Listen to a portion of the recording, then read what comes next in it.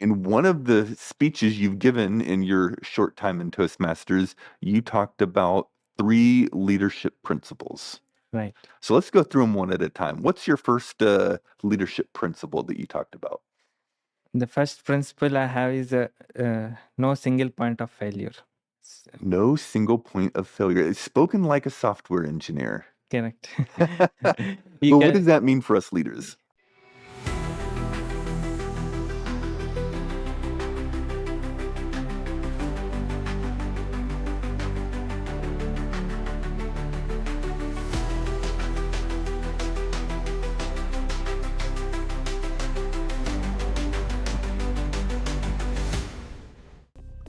Welcome to D50 After Dark. I'm your host, Mickey Bennett. Today, we will be having another conversation with new Toastmaster member Krishna Ravulapalli, and we're going to talk about three principles for leadership. If you're into leadership, and I know you are, stay tuned. Today's episode is brought to you by Noo-Noo Buffet in Addison, Texas. Noo-Noo Buffet is a Chinese buffet on Beltline Road in Addison, and this place is huge. They have plenty of seating, so you'll never be waiting in line, and they're constantly replacing the food, so it's always hot and fresh. And I'm reliably told that the sesame chicken is particularly delicious. So next time you're craving Chinese food, come down to Noo-Noo Buffet in Addison, Texas, and enjoy a meal. Welcome back to D50 After Dark. I'm your host, Mickey Bennett, and we have Krishna Ravulapalli again. Welcome back to the show, Krishna. Thank you, Mickey. Now, like me, you're a fan of the topic of leadership, right? Mm-hmm. Very cool. In one of the speeches you've given in your short time in Toastmasters, you talked about three leadership principles. Right. So let's go through them one at a time. What's your first leadership principle that you talked about? The first principle I have is no single point of failure. No single point of failure. It's spoken like a software engineer. Correct. What does that mean for us leaders? Yeah, in leadership too, you be a leader or be an individual contributor who is senior in the team. Don't keep everything with you. I mean, if you are not there and your team is not running, then that means that's a single point of failure. So if you're the leader and you're doing everything, then you're a single point of failure. Correct. Okay. So yeah. So that's what you don't do. Don't be the single point of failure. How do you pull that off? Yeah. Basically, what we do, I mean, in a technical way, I mean, if you look at an application is running 24/7, if you look at google.com or gmail.com, it never goes down. Why it never goes down? Because it runs on multiple servers. If one server goes down, the other server takes the request and serve you. Right? So the same concept. I mean, in leadership too, if you are not there, someone should be able to handle your responsibilities. And it is 100% true that you cannot be there for all the things for your team. You can be on vacation for some time, or there can be an urgent, important, or a family urgency can happen. So at that time, your team should not fail because you are not there in the system or you are not in the room. Can you think of any examples of what this would look like specifically? And I would say in one of the Toastmasters meeting, I mean, our Toastmasters president was delayed a bit, but the Toastmasters principle is to start the meetings on time and end the meetings on time. Mm-hmm. So if the president is not there, we didn't wait. I mean, one of the members assumed that role and started the meeting, and everything went smoothly. And the president joined in between, and she carried her duties. Yeah, I was thinking of the same example. In my club, like in most clubs, the president speaks at the beginning. They talk about club announcements, if somebody Mhm. earned an educational award, if there's something happening in the district, welcoming new guests. Correct. But if the president can't make the meeting, another officer has to do that, the presiding officer, as we Mhm. say. And it's best if those other club officers are prepared to do that duty before they have to do it, right? Exactly. Yeah. Uh, I learned this one by looking at my leaders and the mentors. All the principles I shared with the Toastmasters meet session is through my learnings throughout my experience. I have been around 18 years in IT. So throughout my experience, I noticed a couple of principles which are my leaders are following, and that inspired me. And I took three of them and shared with the team. Very cool. So what's the next leadership principle that we want to talk about? The next one is about don't be heroic in the team and trust the system. I mean, if any escalation happens or if any emergency thing happens, uh, you don't solve the problem. Let the team also solve the problem. Okay. And you have to give a chance to them to grow as well. And let's say you have a junior team member in your team and he's stuck while solving a problem. You don't need to since you are a senior member, you might know how to solve that problem. You Hmm. don't need to immediately chip in and solve the problem for him. That can happen once or twice, but it cannot happen always. So he has to go through that uh, mm, entire cycle, and he has to learn by himself so that he can grow and become a senior member. If you let the opportunities uh, be taken by other members as well in your team, then they can grow, and eventually you will also grow to the next level. So don't be a hero. I think that could be tough for some people. Some people, they have so much experience, they so want to help other people that it's automatic for them to jump in there and try to save the day. Yeah, yeah. I am no exception for it. I did the same. I got the feedback about it from my leaders that you don't solve everything. Let the team also learn and do it.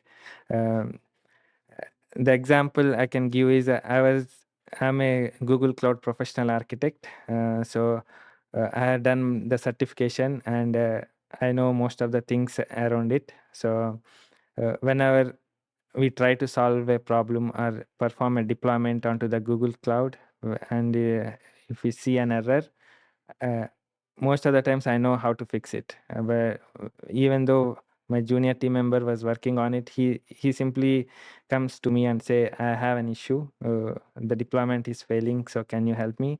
And I was immediately uh, pull my shirts in and helping him. Yeah.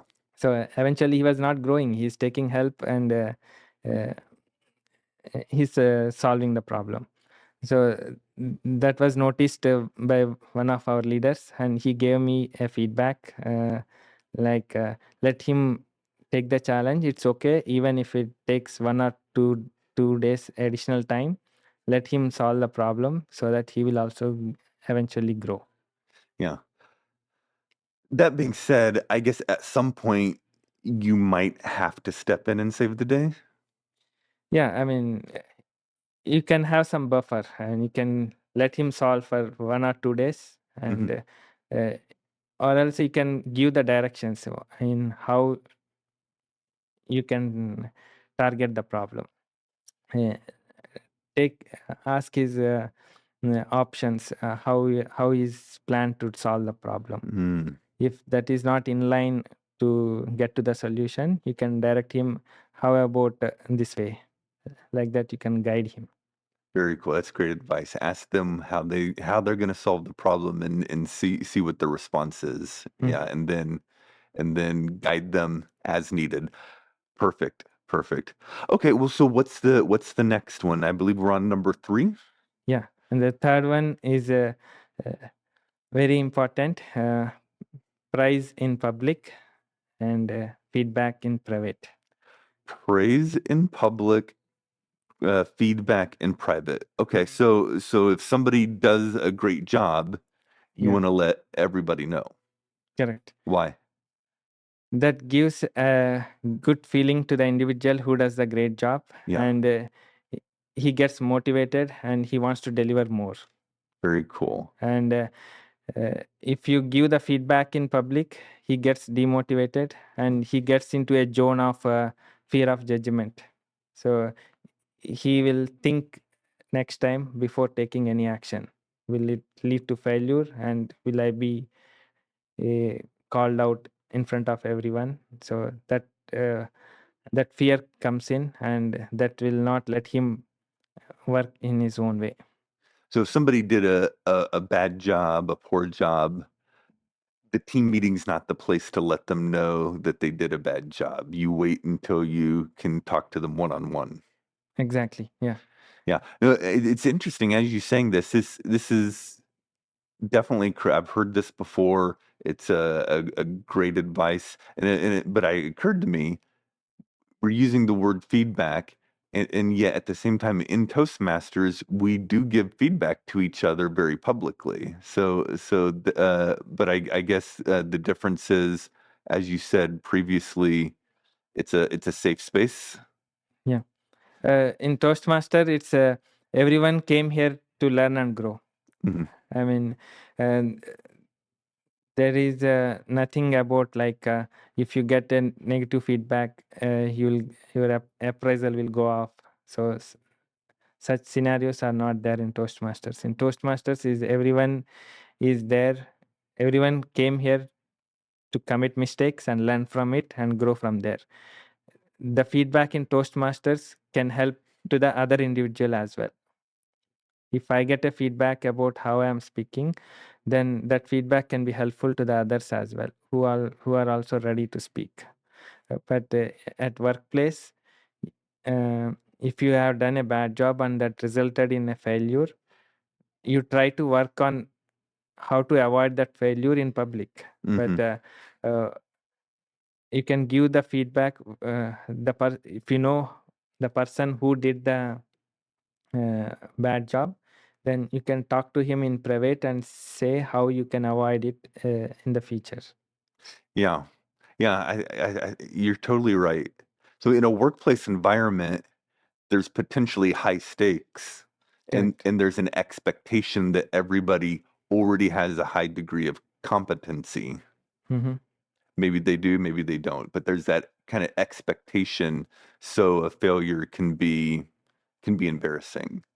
But Correct. in Toastmasters, the stakes are very low, Right. very low, and there's an expectation that people are intentionally going beyond the competency they already have, so Mm-hmm. failures are expected. Correct. Yeah, you have summarized very well. Very cool. And so giving them that feedback in a workplace in private really helps them to save face and still get the feedback that might help them. Correct. Very cool. Very cool. So those are your 3 principles in leadership. And do you have any other thoughts for our listeners on leadership? Yeah, these are the 3 principles I got based on the observations I have on my leaders throughout my career. So I request or I suggest all the listeners to look at the leaders with whom they worked over the period of time and see what actions they took, and what actions helped them in becoming a good person or good engineer. That's great. That's almost a bonus principle, is model other good leaders. Yep. Very cool. Very cool. Well, Krishna, I really appreciate you sharing your thoughts on leadership and your 3 leadership principles. Don't be a single point of failure. Don't be a hero. and give praise publicly, criticize privately. Really great advice. Thank you for sharing with us your leadership principles. Thank you, Mickey. All right. And for our listeners, thank you for joining us today with Krishna. We're going to have one more conversation with Krishna, and we're going to talk about a triumph he had in leadership and communication skills at a hackathon. Have you been to a hackathon? I have not, but I've heard about them. He's going to share with us his triumph in a hackathon. Stay tuned to hear his story in our next episode.